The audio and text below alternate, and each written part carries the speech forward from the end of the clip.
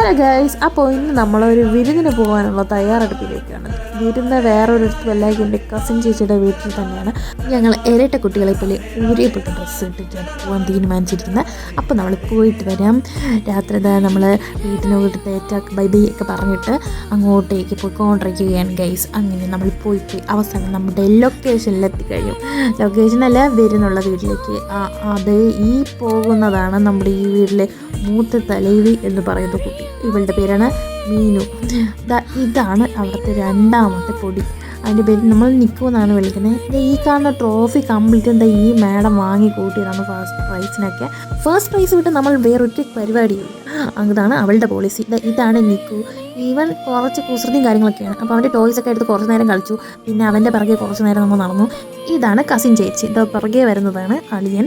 അപ്പോൾ ഇവരെ വീട്ടിലാണ് നമുക്കിന്ന് വിരുന്ന്. അളിയൻ എന്തോ ക്യാൻഡിൽ ലൈറ്റ് ഡിന്നർ എന്നൊക്കെ പറഞ്ഞിട്ട് എന്തോ ചെറിയ സെറ്റപ്പിൽ കത്തിച്ചൊക്കെ വെച്ചിട്ട് സംഭവം അടിപൊളിയായിട്ടുണ്ട്.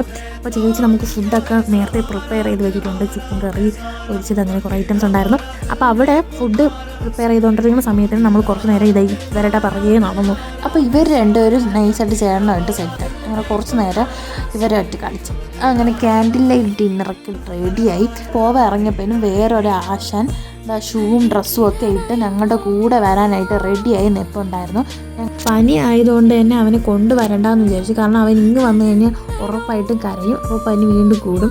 പക്ഷേ ഒട്ടും പറ്റിയില്ല. അവസാനം അവൻ തന്നെ ജയിച്ചു. നമ്മുടെ കൂടെ കുറച്ച് നേരം വന്നു.